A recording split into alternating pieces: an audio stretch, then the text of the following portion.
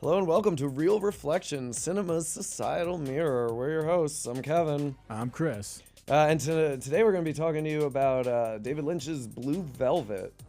Yeah, I believe the film came out in 1986. I'm going to double check that later. But yes, it is his kind of one of his magnum opuses, really. It's probably his most accessible mainstream film, and it is his kind of treatise, I believe, on before he delved even further with it, into further with Twin Peaks. It's his treatise on the evil sickness that lies just behind the sleek, polished surface of the American suburb. And it is 86, and I would say, it does feel like a spiritual almost predecessor, where Lynch is mulling over some ideas that we're going to see taken, I tap the mic, further down the road when we get to things like Twin Peaks. And this is coming right off the back of him and the disaster that was his Dune experience, I believe, right? Yes, which has been getting a little bit of a critical reappraisal in recent years, thanks to Villeneuve's excellent adaptations, in my opinion. And people, I feel like, are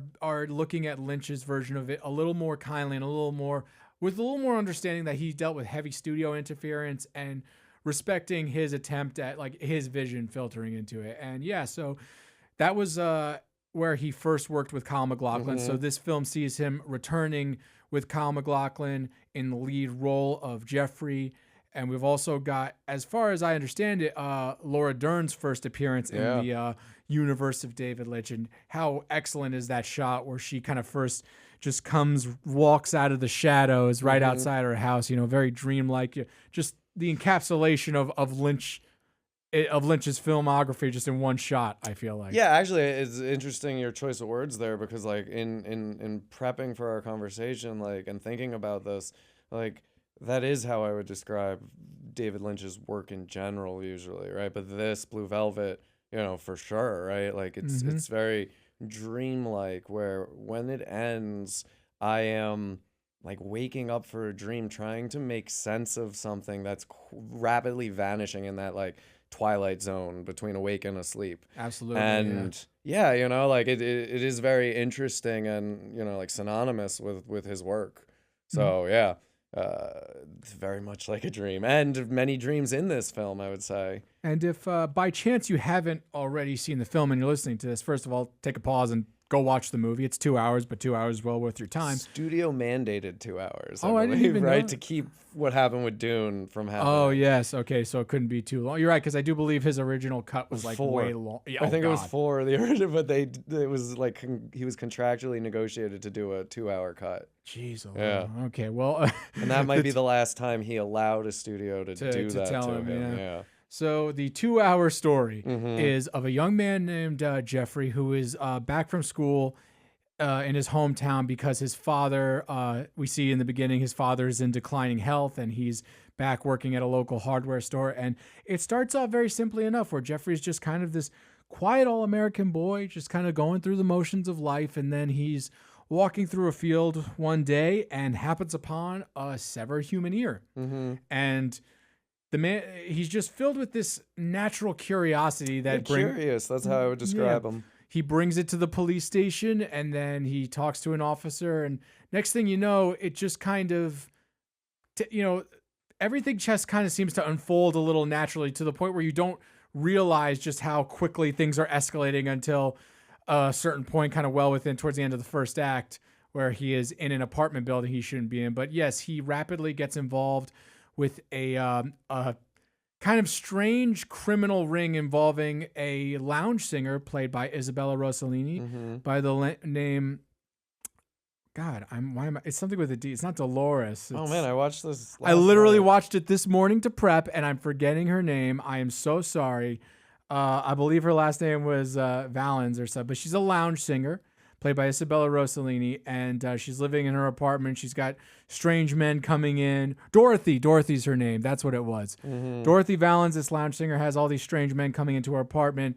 Kyle MacLachlan's character, Jeffrey, is strangely curious about that, so he breaks in pretending to be first he goes in pretending to be a bug exterminator. Right? Then he breaks into the apartment after grabbing a spare set of keys, and is kind of horrified to see Dorothy have to deal with this horrible man named Frank, this this gas huffing fiend who forces her to go through these depraved sexual rituals with him. And Jeffrey becomes involved with Dorothy. He gets discovered by Frank, who tortures him. And basically, Jeffrey is now suddenly in the thick of this strange criminal conspiracy, which we're never really fully... I know it involves drugs in some way, but it's never really fully defined exactly what Frank does or how exactly he ensnared Dorothy. We only know that he is keeping her husband and her son as hostages, and we don't exactly know like what the end game is with Dorothy, if he's just kind of torturing her indefinitely for kicks. But yeah, it's just Jeffrey is in this weird underbelly that's basically just all of this is going down just on the other side of town. You know, just right in his quiet suburb, which in the beginning of the film we see through all these glowing shots of flowers and firemen going by waving at the camera and a man watering his lawn. Yes. And then that man watering his lawn is Jeffrey's father, who was he? Did he have a stroke? I believe he has a heart attack. Explained? I believe because isn't he in a body cast in the hospital when we visit him? It's very nightmarish. I thought like something hit him because he grabs the side of his neck. Like he got stung, right? And then he goes down, and what's happening with the hose is something else that speaks to like maybe symbolism there with the dog like drinking the water, but. And then we visit him in the hospital, and I swear I think he was in a body cast, and I was like, full on, what happened to this man? A neck brace, and he can't speak. It's like this nightmarish sequence where Jeffrey's trying to talk to his dad, and like the camera just lingers on this close-up shot of him, like, almost like kind of a medium close-up shot, I guess, like shoulders up, and you see him laid up, it's all stiff, he's just trying, but he can't get a single word out, and then. That's from that scene. It fades into Frank, Jeff in the field, right? Jeff in the field discovering the ear, and it's just kind of this nightmarish thing. And we get somewhere towards the middle of the film. There's like a shot, like a distorted, almost like we're seeing it through like some weird warped mirror shot of his father in the cast and everything, like grunting and struggling. Still, it's just this weird nightmarish image, and.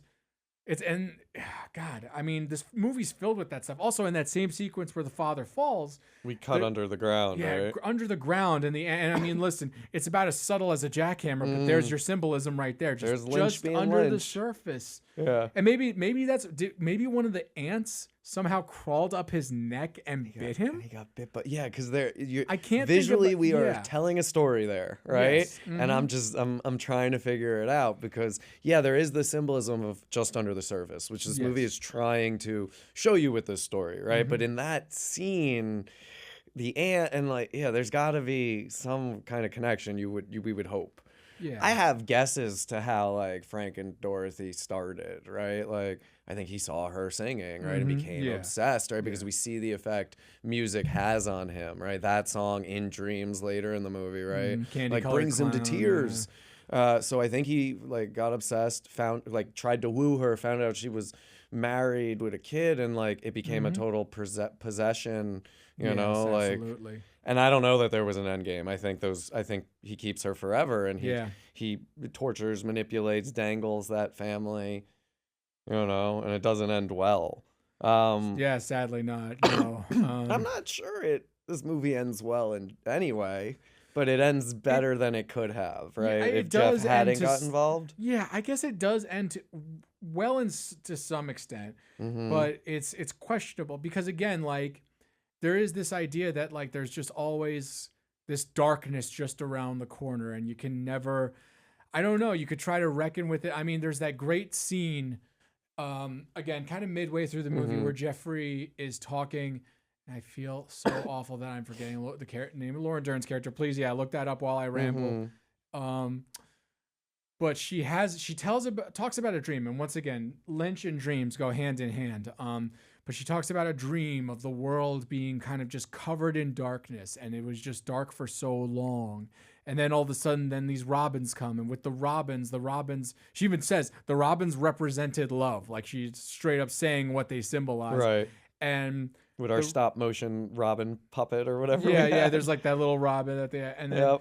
And then that's the thing, isn't it? In the very end where Jeffrey's sitting in in the backyard, all peaceful and everything. His dad has made a full recovery, says he's feeling better and all that. Sandy. I was gonna say Sarah. Sandy, yeah. Laura Dern is I Sandy. could have sworn it was, it's just one of those things where that's Lynch's thing, is that even to this day, whenever he makes something, the characters are all named like whatever common names for boys and girls were in like 50s and 60s. People are still called, even in like the Return in 2017, you had like new characters who were named like Sandy and Barbara and Dolores, who were like in their 20s. It's like nobody's naming their, maybe now, like, kids being born now are getting some of those old school names. Yeah. But like, no, but anyway, I'm sorry that I got off track.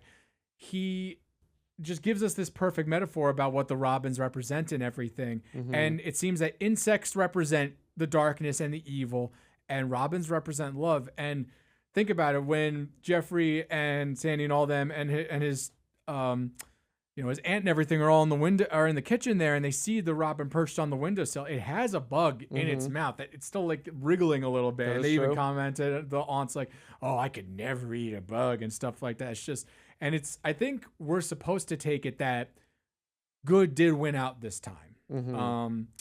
Because like the robin is literally killing the bug that in the context of this film represents evil, represents the animal darkness of the world that's just outside the surface. Is this one of those like love conquers all movies then, right? Like the redemptive power of love? Because as you're talking about this, I'm thinking of the scene where Dorothy confronts Jeffrey and Sal, what was her name now? Sandy. Sandy's there. We got it. And Sandy. And like the whole kind of truth comes out about his involvement with her as well. But he's like, but I love you. And that kind of, once he says that to her, that changes how she's reacting to this. And she's like, well, I love you, and like, so. And also they were kind of like, the nature of their relationship was kind of like fluid to begin with anyway. She had a boyfriend when they started hanging out. It's not like she's innocent, right? And he doesn't care. He's like, oh, well, want me to talk to your boyfriend? Like, he's like, he's just kind of doing his thing, and she's clearly down for the ride. So like, there's never really a threat of like, even in that scene in the thick of it, you're never really like, oh no, this is the end of their relationship. It's like they're kind of in too deep for this to matter, really. Yeah, and it's all out of like curiosity and boredom. I feel like though, right? Like. She's like, oh, you're the guy who found the ear. And he's like, how do you know? And she's like, oh, my room's above my dad's office. I hear things. Yeah. What did you hear? And it's like, because of her that he discovers she Dorothy points him towards Dorothy. And he's like, let's go follow up on this. They're playing detective. Like, like I mentioned Scooby-Doo off camera to you before. But like, again, it's like a Scooby-Doo kind of thing where they set off to just solve this mystery without really contemplating the dangers and risks that come with it, right? And as I'm like saying this right now, there's the wisps, the threads of some kind of bigger idea here in terms of symbolism, right? That I just can't grasp and or articulate, where this curiosity, boredom, exploration, risky danger, like something's going on there more than just this ear crime, obvious surface level stuff. Yeah, well, I think I could try to get at something there. There's this quote from a I don't know if it's a philosopher or socio-political writer or something, and I wish I could remember their name, but there's a quote, and it's like, the suburbs dream of violence. Okay. And it's a criticism of suburban America and a lot of the paranoias and the bigotries that take place and that are rooted in a lot of American suburban ideology and everything. I mean, like you've escaped that by going to the suburbs. Yeah, right? people white flight from the cities, things like that. Right. The suburb, and because the suburbs were supposed to be this oasis for the average decent American to just live out in peace, they are now constantly beset with these, Chicken Little sky falling fantasy scenarios of like what happens when the danger finally comes for this quiet suburb we love so much. You see that all the time in our daily lives, where it's like you have a lot of like the concept of the NIMBY, the not in my backyard, people who don't want any kind of social services or things that would reflect the strife of society. Right. They don't want to have to deal with that. They want that to all be in the cities, and then they want to be able to commute back home to the suburbs, and they want to be away from it. Right. So the suburbs dream of violence, I think, is kind of a central theme of this. Because think, even in the very beginning, around that same sequence where we talk about where we see the ants and everything, when we see Jeffrey's, I believe his mother and his aunt sitting watching TV. What are they watching? They're not watching a genteel talk show. They're not watching, they're not watching Leave It to Beaver. They're watching what seems to be a shot from some sort of mystery or thriller program. There's a shadow and somebody holding a gun walking up the steps. All this suspense and everything. Sure. It's like even if you are living in this perfect picturesque world, this Norman Rockwell slice, which by the way, if you actually look at all of Norman Rockwell's art, he also drew a lot of stuff that depicted, the strife of the civil rights era and stuff like that. It's kind of funny. They only ever talk about the picket stuff, but he also drew great paintings depicting like desegregation and stuff like that. So you're living in this clear-cut world, and it's like you have everything for you, and yet your mind is still possessed by this fear of the darkness. It's like you have it, and you're just constantly just worrying about what's the dark monster thing that's gonna come and take it, Yeah, and like this movie is saying that, like, if you dig underneath the surface in these quiet, safe, boring, sleepy suburbs, the monster is already there, right? The corruption. It's not diversity coming to your all white community, right? It's more in line with there is corruption and all under the surface. You just have to look for it, and if you start looking, it will lead to this whole chain of it's connected to everything, right? The Yellow Man, right, is a detective, right? He's on the force on Frank Booth's payroll, right? It's all the corruption goes all the way up, and I guess, the Jeffrey as the Robin, symbol almost is swooping in, coming back home and trying to correct some of that corruption, and and I guess, and it'd be interesting, but David Lynch is also like famously a man who doesn't want to talk too deep about the symbolism. So even if you cornered the guy, I don't think you'd ever get I believe straight. He has says there is a correct interpretation of his work, but he will not comment He'll on never what say it is. Yeah, right? Like he's like, no, I definitely was going for something. Oh yeah, but I will not tell you what it is. At this point, somebody's pegged the exact meaning of Eraserhead on a but message he's never gonna, board on Reddit or something. Some IMDb forum post from like 2004 that's gone anyway by now. But he's like, he'll never validate it. But I think if there's one thing, and again, this is something that, especially in Twin Peaks: The Return, we kind of see is that we do see this narrative element where even though he does suggest that there's corruption at the top, he still seems to believe that there is such a thing as like the one pure lawman or the one pure heart who can genuinely fight back the evil.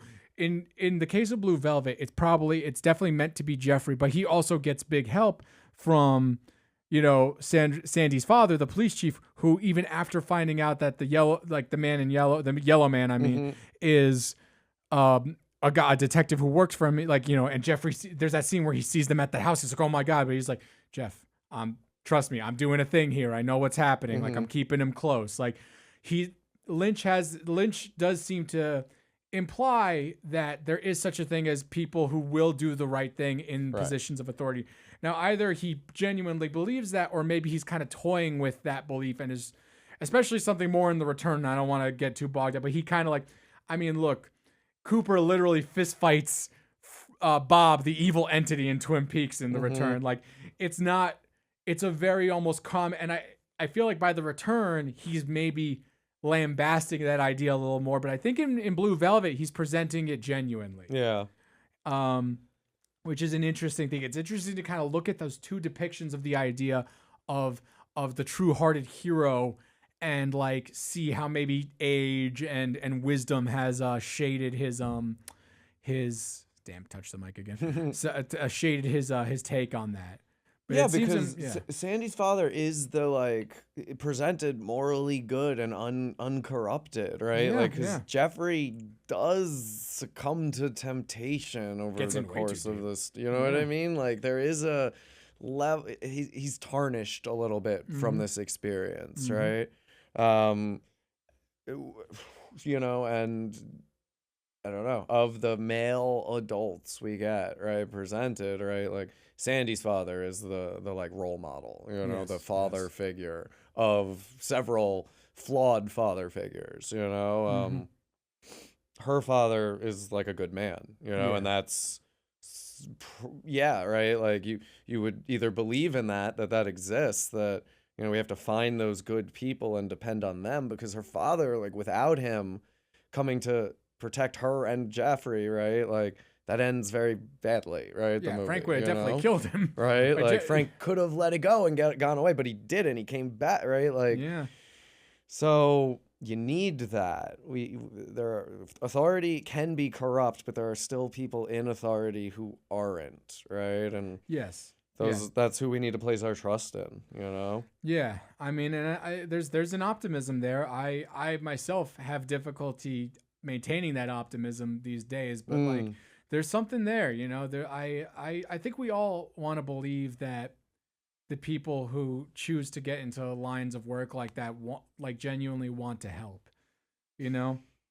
And I mean that's something a personal experience. I mean, like growing up, my dad was an officer right here in Mamaroneck, and you know, in spite of what personal misgivings I might have about the institution, I mean, my dad, I think I literally saw him off duty, like just minding his own business, but he would see somebody in need and want to immediately, I would see him run over to like try to help somebody if he thought they were hurt or if they needed assistance with something.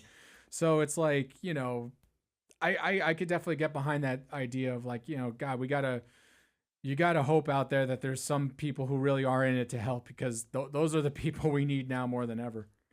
Yeah, you know, absolutely. And I think in any like profession, right? Like or anything in life, right? It's dangerous to deal in stereotypes, right? But yeah, in any profession, right? You've got those people who are doing it for the wrong reasons, or those people who have been corrupted by their power or position or something, you know?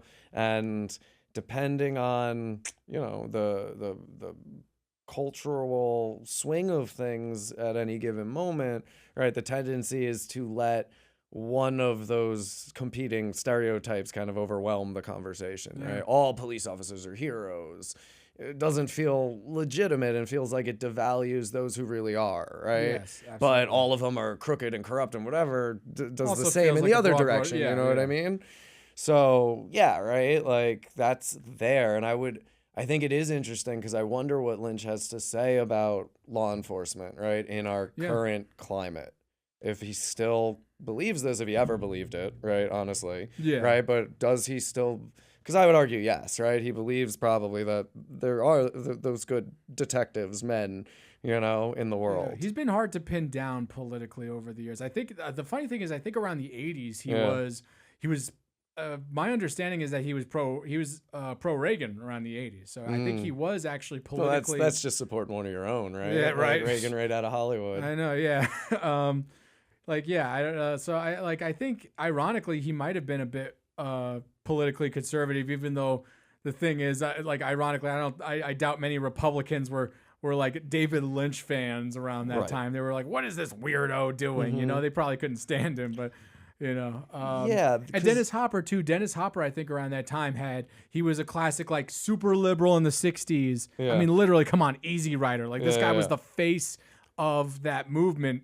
You know, and then like by I think the 80s, I think he himself was more politically conservative. Well, you know, I've heard it argued that that's how it goes, right? Like younger people start off more liberal, and as they get older and have more, they start to want to keep that and fear someone's going to take it, so it becomes very more. I'm still waiting for that to kick in, man. I get more leftist every year. I'm like, hey, I care about people, you know, like, and I think money is a made up thing that, you know, is pretty terrible. I feel you on that. Yeah, it's like, oh, if we had enough money, we could solve the problems, and it's like, yeah, but it's ones and zeros. It's made up. Like, who cares? So we could just solve the problems without the money. Yeah, you know, I mean, there's that great Kurt Vonnegut quote: "We're gonna go down in history as the one species that didn't save itself because it wasn't cost effective." Right. Yeah. You know? Yeah.